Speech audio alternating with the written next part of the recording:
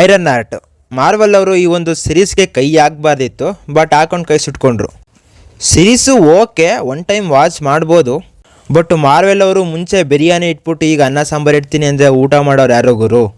RDJ ಅಂತ ಕ್ಯಾರೆಕ್ಟರ್ನ ಇಟ್ಕೊಂಡು Tony Starc ಅಂತ ಕ್ಯಾರೆಕ್ಟರ್ ಐರನ್ ಮ್ಯಾನ್ ಆಗಿ ಯಾವ ಥರ ಟರ್ನ್ ಆಗ್ತಾರೆ ಅಂತ ಒಂದು ಅಮೇಝಿಂಗ್ ಜರ್ನಿನ ಮಾರ್ವೆಲಲ್ಲಿ ನಮಗೆ ತೋರಿಸ್ಬಿಟ್ಟು ಅದನ್ನೇನೋ ಎಂಡ್ ಮಾಡಿದ್ರು. ಬಟ್ ಅಂಥ ಒಂದು ಲೆಗಸಿನ ಕಂಟಿನ್ಯೂ ಮಾಡೋ ಥರ ತೋರಿಸೋದಕ್ಕೆ ಪ್ರಯತ್ನ ಪಟ್ಟಿದ್ದಾರೆ. ಬಟ್ ಇಂಪಾಸಿಬಲ್ ಅಂತ ನಮಗೆ ಗೊತ್ತಿತ್ತು, ಅವ್ರಿಗೆ ಗೊತ್ತಿರಲಿಲ್ಲ. ಬಟ್ ಈ ಒಂದು ಸೀರೀಸಿಂದ ಅವರು ಕೂಡ ಇದು ಇಂಪಾಸಿಬಲ್ ಅಂತ ತಿಳ್ಕೊಂಡಿದ್ದಾರೆ.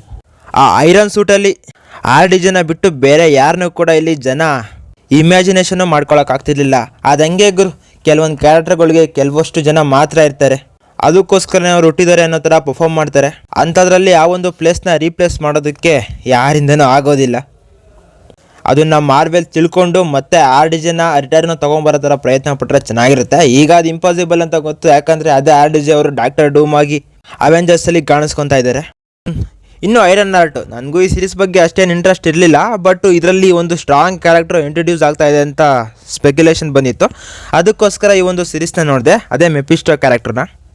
ಅದು ಓಕೆ, ಒಂದು ರೇಂಜಿಗೆ ಚೆನ್ನಾಗಿತ್ತು. ಬಟ್ ಓಲ್ಡ್ ಸೀರೀಸು ಅಷ್ಟಕ್ಕಷ್ಟೇ ವಾಚ್ ಮಾಡ್ಬೋದು ಕೆಲವೊಂದು ಎಪಿಸೋಡ್ಗಳ್ನ. ಬಟ್ ಓಲ್ಡ್ ಸೀರೀಸ್ನಂತೂ ಅಲ್ವೇ ಇಲ್ಲ. ಐರನ್ ಸೂಟ್ನ ಹಾಕೊಂಡಾಗೆಲ್ಲ ನಮಗೆ ಜ್ಞಾಪಕ ಬರೋದು ಟೋನಿ ಸ್ಟಾರ್ಕ್ ಬಿಟ್ಟರೆ ರೀರಿ ವಿಲಿಯಮ್ಸ್ ಅಲ್ಲ. IMDbನಲ್ಲಿ ಎಲ್ಗುರು ಈ ರೇಂಜಿಗೆ ರೇಟಿಂಗ್ ಬಂದ್ಬಿಟ್ಟಿದೆ. ಈ ಒಂದು ಸೀರೀಸ್ಗೆ 4.4 ರೇಟಿಂಗ್ ಬಂದಿದೆ. ಇರೋ ಒಂದು 6 ಎಪಿಸೋಡ್ನಲ್ಲಿ ಲಾಸ್ಟಲ್ಲಿ ಬರೋ ಒಂದು 2-3 ಚೆನ್ನಾಗಿದ್ದಾವೆ. ಅಷ್ಟು ಬಿಟ್ಟರೆ ಓಲ್ಡ್ ಸೀರೀಸ್ ಏನೋ ಅಷ್ಟಕ್ಕಷ್ಟೇ. ಇನ್ನೇನು ಈ ಸೀರೀಸ್ ನೋಡಿಲ್ಲ ಅಂದ್ರೆ ನಿಮ್ಗೇನು ಲಾಸ್ ಆಗೋದಿಲ್ಲ.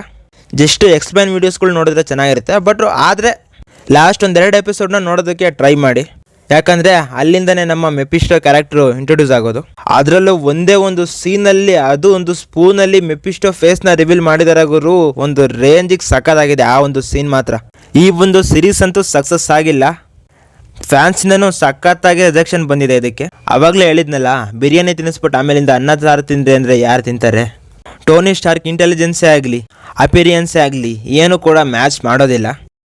ಆವಾಗಲೇ ಗೊತ್ತಿರೋ ಥರ ಫ್ಯಾನ್ಸಿಗೆ ಗೊತ್ತಿತ್ತು ಈ ಒಂದು ಸೀರೀಸ್ನ ಸಖತ್ತು ಸ್ಟ್ರಾಂಗ್ ಆಗಿ ಎಲ್ಲ ರಿಜೆಕ್ಟ್ ಮಾಡ್ತಾರೆ ಅಂತ. ಬಟ್ ಮಾರ್ವೆಲ್ ಅದನ್ನು ಅರ್ಥ ಮಾಡ್ಕೊಳ್ಳಿಲ್ಲ. ಇನ್ನೂ ಈ ಥರ ಎಕ್ಸ್ಪೆರಿಮೆಂಟ್ಸ್ನ ತಂದುಬಿಟ್ಟು ಯಾವ ಥರ ಹಾಳು ಮಾಡ್ತಾರೆ ಮಾರ್ವೆಲ್ಸ್ನಂತ ನಾವು ನೋಡಬೇಕು.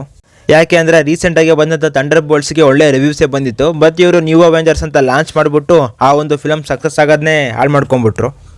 ಇನ್ನು ಕ್ಯಾಪ್ಟನ್ ಅಮೇರಿಕಾ ನ್ಯೂ ಬ್ರೇವ್ ವರ್ಲ್ಡ್ನಲ್ಲಿ ಜನ ಅಕ್ಸೆಪ್ಟ್ ಮಾಡಲಿಲ್ಲ ಇಲ್ಲಿ ಫಾಲ್ಕನ್ನ ಕ್ಯಾಪ್ಟನ್ ಆಗಿ.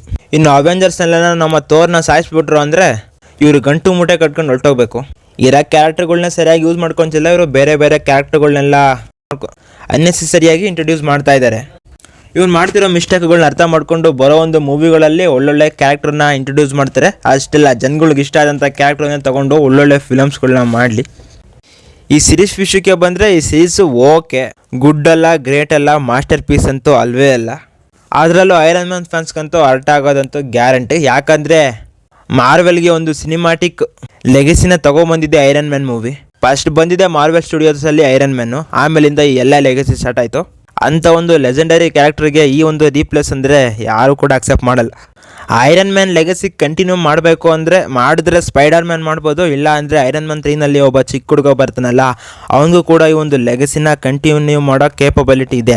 ಅದು ಬಿಟ್ಟರೆ ಬೇರೆ ಯಾರ ಕೈಲಿಂದನೂ ಆಗೋದಿಲ್ಲ. ಅದು ಅಲ್ಲದೆ ಎಲ್ಲ ಮೇನ್ ಕ್ಯಾರೆಕ್ಟರ್ಗೂ ಫೀಮೇಲ್ನ ರೀಪ್ಲೇಸ್ ಮಾಡ್ತಿರೋದು ಈಗ ತುಂಬ ಅರ್ಥ ಆಗ್ತಾ ಇದೆ. ಯಾಕಂದರೆ ಫೀಮೇಲ್ ಕ್ಯಾರೆಕ್ಟರ್ಗಳು ಸ್ಟ್ರಾಂಗ್ ಆಗಿರೋ ಮುಂಚೆಯಿಂದನೂ ಇದ್ದಾವೆ ಮಾರ್ವೆಲ್ಸಲ್ಲಿ. ಆ ಒಂದು ಕ್ಯಾರೆಕ್ಟರ್ಗಳು ಕಂಟಿನ್ಯೂ ಹಾಕ್ಕೊಂಡು ಮೇಲ್ ಲೀಡ್ ಕ್ಯಾರೆಕ್ಟ್ರಿಂದನೇ ರೀಪ್ಲೇಸ್ ಮಾಡಬೇಕು. ಇದನ್ನು ಕೂಡ ಯಾರ ಕೈಲಿಂದನೂ ಅಕ್ಸೆಪ್ಟ್ ಮಾಡ್ಕೊಳಕ್ಕಾಗಲ್ಲ. ಇದ್ರ ಮೇಲೆ ಅವ್ರ ಕರ್ಮ, ಅವ್ರು ಏನು ಮಾಡ್ಕೊತಾರ ನೋಡೋಣ. ಇನ್ನು ದರ್ಶನ್ ಅವರ ಡೆವಿಲ್ ಫಿಲಮಿಂದ ಒಂದು ಮೋಷನ್ ಪೋಸ್ಟರ್ ರಿಲೀಸ್ ಆಗಿತ್ತು.